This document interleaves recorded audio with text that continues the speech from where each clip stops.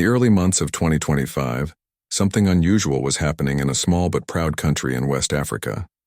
The country, called Burkina Faso, had always been rich in natural beauty and valuable resources like gold. But for many years, the people felt that their country was not truly in their own hands. Big foreign powers, especially countries from the West, seemed to have a strong influence over what happened there.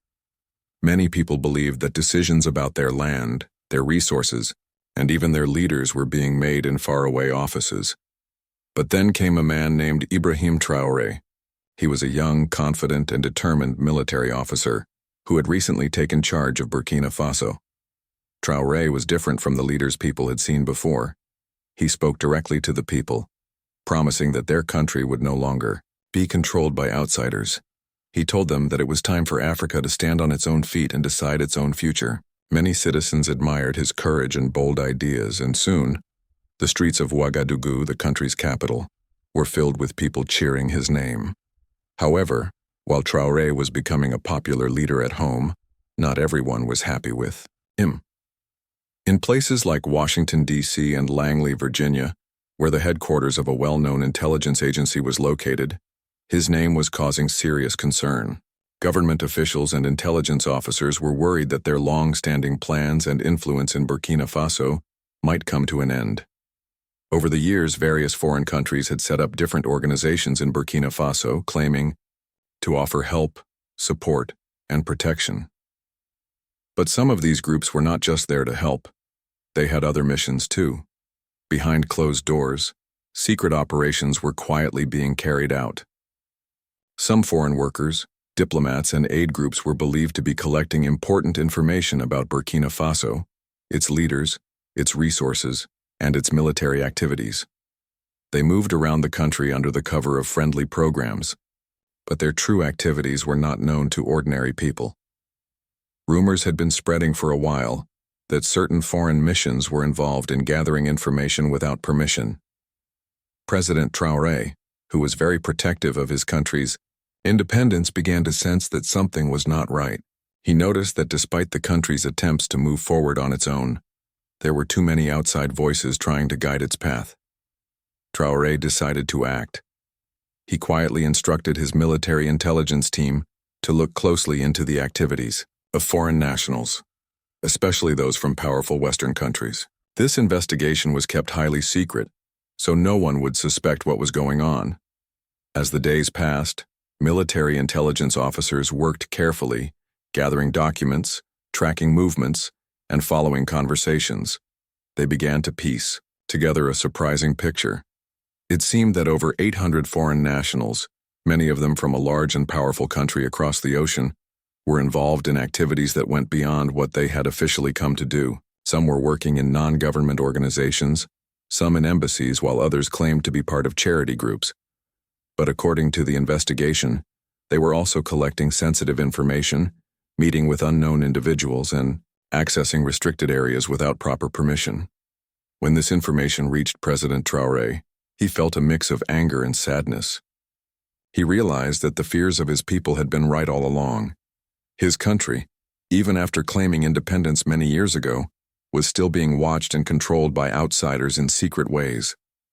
Traoré knew he had to act fast before these activities could harm the country's future. The next morning, as the sun rose over Ouagadougou, Traoré gathered his most trusted advisors and military leaders. In a serious and calm voice, he explained what the investigation had found. Everyone in the room listened carefully. Some were shocked, while others nodded in silent agreement. They all understood the importance of what was at stake. After discussing different options, Traoré made a firm decision. He would no longer allow these secret activities to continue on his soil. In a move that no leader in the region had ever made so boldly, he decided that the 800 foreign nationals suspected of unauthorized activities would have to leave the country immediately.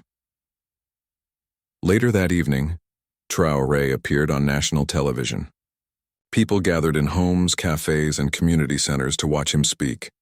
His face was serious, but his voice was calm and steady. He told the nation about the findings and explained that certain foreign nationals had been involved in activities that threatened the country's safety and independence. He announced that these individuals had been declared unwelcome and must leave within 72 hours.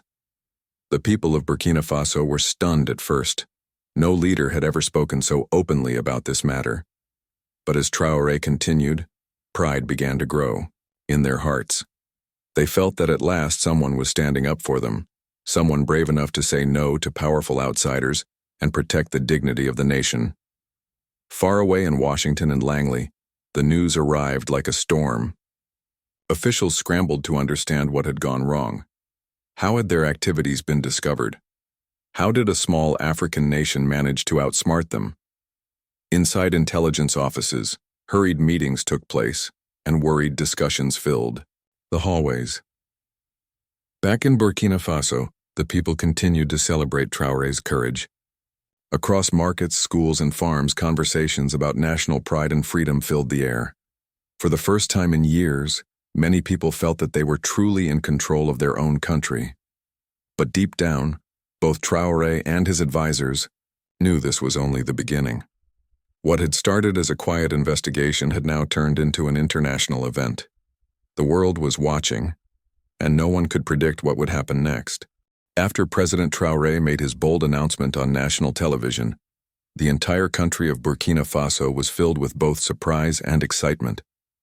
The people had never witnessed a leader take such a strong step to protect their nation's dignity. Many gathered in markets, homes, and town squares to talk about what had happened. Everywhere there were conversations about the future, and people wondered what the next days would bring. In the quiet halls of government offices, Traoré and his closest advisors wasted no time. They understood that the announcement was just the first step. Now they had to carefully manage the situation and make sure the operation to send the foreign nationals home was carried out smoothly and peacefully. The intelligence reports were clear.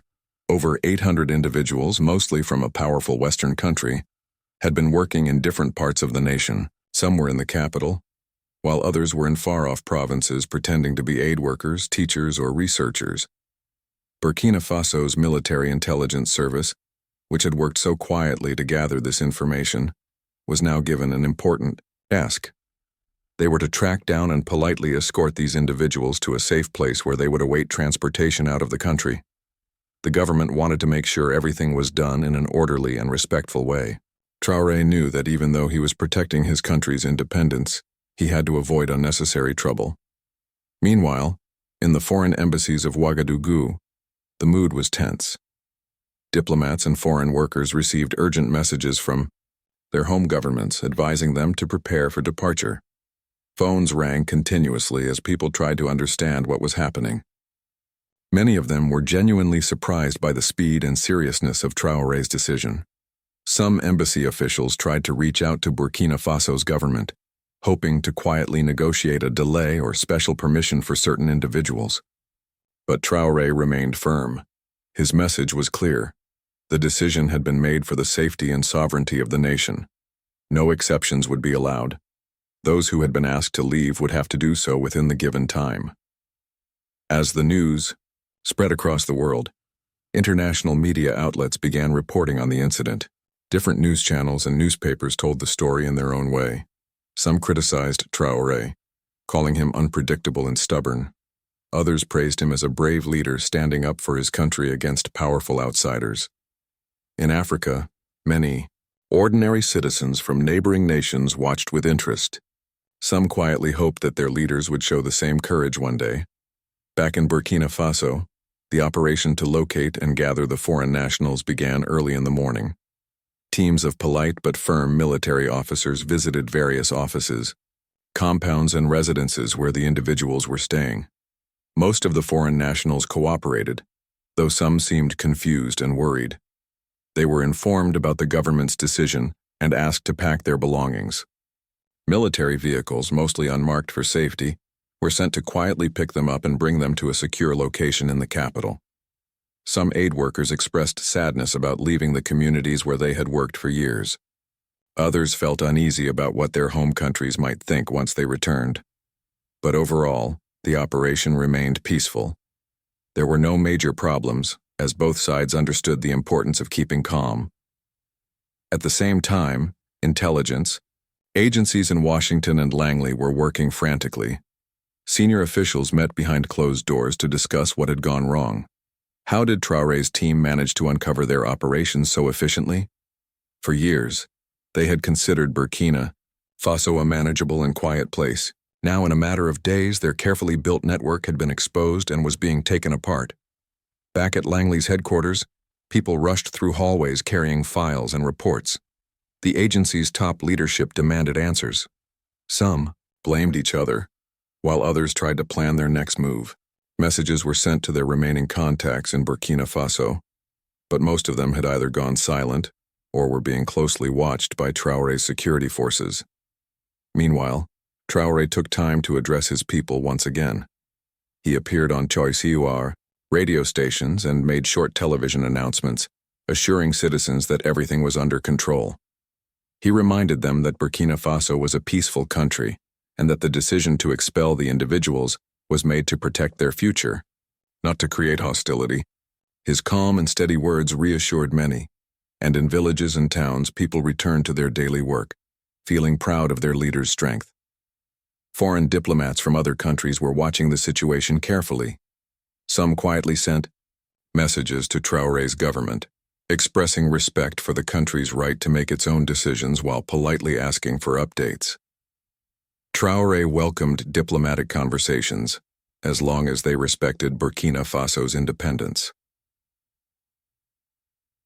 The following day, the airport in Ouagadougou became unusually busy. Military cargo planes and chartered flights began arriving to take the foreign nationals home. The government made sure that no media was allowed near the airport during this time, hoping to avoid unnecessary attention. Still, a few images managed to appear online, showing groups of people with suitcases escorted by military officers, preparing to board the aircraft. People in Burkina Faso continued to talk about these images. They saw them as proof that their country had taken a strong step toward true freedom.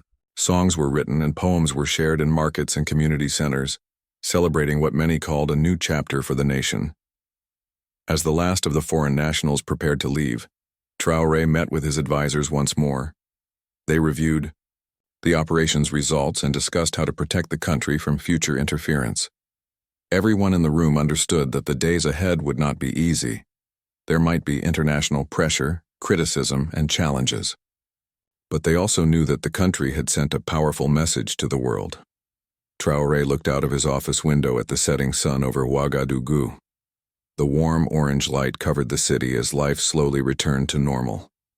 For now, Burkina Faso had taken a bold step, and its people stood united behind their leader, ready for whatever came next. In the days that followed President Traoré's announcement, the city of Ouagadougou took on a different atmosphere. The streets were filled with quiet activity, as military vehicles moved carefully through the city. Soldiers, dressed in their neat uniforms, could be seen at important checkpoints, calmly guiding traffic and making sure everything stayed peaceful. People went about their daily routines, but they also watched closely, curious about what was happening around them. The government had organized the operation with great care. It was important to make sure that the departure of the foreign nationals was handled smoothly, without any trouble. President Traoré had given clear instructions. Every person who had been asked to leave must be treated politely, with fairness and respect, but there would be no delays. The deadline for their departure was fast approaching, and the entire operation needed to stay peaceful and orderly. Military officers in charge of the operation made careful plans. They created lists of the people who needed to leave and organized transportation to safely take them to Ouagadougou International Airport. The government wanted to avoid any confusion, so special convoys were arranged to pick up groups of foreign nationals from their homes, offices, and hotels. The convoys consisted of simple, unmarked vehicles and a few military trucks. The officers made sure that no one was treated harshly, and that everyone understood they were being asked to leave in accordance with the government's new policy. The foreign nationals, many of whom had worked in Burkina Faso for years, packed their belongings quietly. Some left behind books, furniture, and souvenirs they had collected during their time in the country. Though most accepted the decision without argument, A few found it difficult to leave a place they had once called home. Many aid workers, teachers, and charity employees had made friends in the local communities. They worried about what would happen to the projects they had started and the people they had helped. But they also knew that the decision had come from the highest level of government, and there was no changing it now. Meanwhile, the airport was being prepared for the unusual number of flights scheduled to arrive.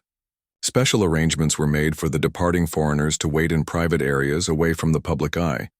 The government had ordered that no reporters, photographers, or unauthorized people would be allowed near the area, though the country's leaders wanted to send a clear message to the world about their independence. They also wanted to avoid unnecessary attention or scenes that might appear in international news. Even so, a few images managed to find their way to social media. Pictures showed long lines of foreign nationals carrying suitcases, moving toward large planes waiting on the runway. Some looked tired, others thoughtful. These pictures quickly spread online, and people in Burkina Faso shared them with pride. They felt that their country was taking a strong stand and protecting its own path. Far away in the capital cities of other countries, government officials followed the news closely. In Washington, top leaders held emergency meetings to discuss the situation. At the intelligence agency's headquarters in Langley, senior officers reviewed reports and tried to understand how their activities had been discovered. They were surprised at how quickly and efficiently Traoré's government had acted. What was once considered a quiet and controlled region for foreign operations was now closing its doors. Inside Langley's tall, glass-covered building, people moved through the hallways carrying folders marked "Confidential." Computer screens glowed late into the night as intelligence officers worked to gather as much information as they could before their remaining contacts in Burkina Faso lost access. A sense of unease hung in the air. Plans that had taken years to build were falling apart in just a matter of days. Back in Ouagadougou, Traoré remained calm and focused. He continued to meet with his advisors, making sure every detail of the operation was carefully managed. He also spoke to other African leaders, explaining the reasons behind his government's decision. To his surprise, several leaders quietly expressed support, though they did so carefully, knowing their own countries had strong ties with foreign nations. Some admired his courage but worried about the consequences. International reactions were mixed. Some newspapers in Europe and North America described Traoré as stubborn and risky, suggesting that his actions could damage his country's future relationships.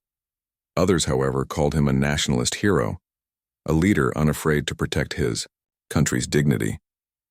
In several African cities, young people gathered in public squares, holding small rallies to show support for Traoré's decision. They waved flags, sang songs, and shared messages of encouragement on social media. As the convoys continued to arrive at the airport, the operation remained calm and orderly. Military officers ensured that every person on the list was accounted for and safely transported. Planes arrived one after another and passengers were carefully guided aboard.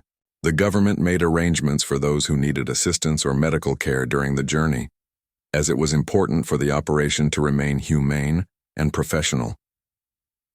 As the final planes prepared for takeoff, President Traoré addressed his people once again through the national radio station.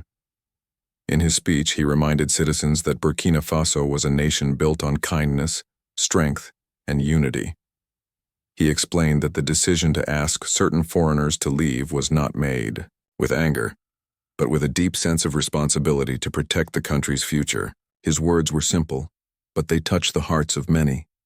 People listened to his message in their homes, on buses, and in small cafes. They spoke about it afterward, agreeing that their country was finally moving toward a future where decisions would be made by Burkinabe for Burkinabe. There was a growing sense of hope that the days of quiet outside interference might finally be coming to an end. As night fell over Ouagadougou and the last of the planes disappeared into the sky, quiet peace settled over the city. The operation was over, and the country had shown the world that it could make its own choices. President Traoré stood by his window, looking out at the dark sky filled with stars. He knew the road ahead would not be easy, but for now, the people were with him, and that gave him the strength to face whatever challenges tomorrow might bring. After the last planes left Burkina Faso, the air around the country felt lighter, as if a quiet chapter had finally come to an end.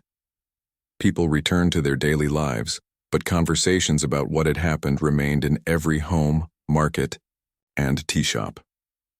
The bold step taken by President Traoré had not only surprised the world but also awakened a sense of pride in the hearts of ordinary citizens. In small villages, elders sat under trees discussing the events with younger people. They spoke of the country's history, of times when outsiders had arrived, offering help but quietly taking more than they gave. Many believed that for too long, their land and decisions had been guided by unseen hands from faraway places. Now, they felt a sense of hope that perhaps at last, Burkina Faso would write its own story. President Traoré, however, knew that removing the foreign nationals was only one part of a much bigger task. The country still faced many challenges, from economic struggles to security concerns in certain regions. More importantly, Traoré understood that the world's attention was now firmly on him and his government. Many foreign leaders had reacted cautiously to his decision. Some sent polite messages of concern, while others remained silent, watching to see what would happen next. Inside the presidential palace, Traoré gathered his advisors once more. The large, simple room was filled with military officers, government ministers, and senior civil servants. The mood was serious, but there was also a quiet confidence. They had carried out a difficult operation peacefully, and the people were standing behind them. Traoré spoke clearly. "The work is not finished," he reminded them. "Now that we have protected our borders, we must build a new future for our country, one where no one else controls our destiny." The room nodded in agreement. It was decided that the government would quickly review all agreements, contracts, and partnerships with foreign organizations and companies. They wanted to be sure that these deals were fair and truly served the interests of Burkina Faso. If any agreements were found to be one-sided or harmful, they would be ended or renegotiated. The goal was simple: no more hidden arrangements, no more secret activities. News of this new policy soon spread across the country. People were pleased to hear that their leaders were taking steps to protect the nation's resources and industries. Gold mines, farmlands, and natural parks that had once been quietly managed by foreign companies were now being closely examined. Traoré ordered special committees to visit these places, meet with workers, and listen to local concerns. In one mining town, workers cheered when government officials arrived to inspect the site. For years they had suspected that much of the gold taken from their land had benefited outsiders, while leaving their own communities poor and neglected. Now, with the government's promise of transparency, they felt their voices might finally be heard. At the same time, Traoré also turned his attention to regional security. Certain parts of the country had faced difficulties with lawlessness and instability in the past. To bring peace and safety to every corner of Burkina Faso, Traoré ordered the military to strengthen its presence in troubled areas. However, he reminded his officers that their duty was to serve the people, not to cause fear. He personally visited some of these regions, meeting with local chiefs, youth leaders, and market women. These visits were simple but meaningful.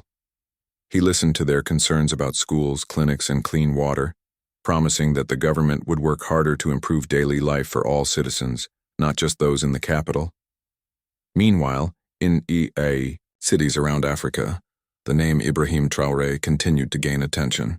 In neighboring countries, young people posted messages of support online, calling him a symbol of African pride and independence.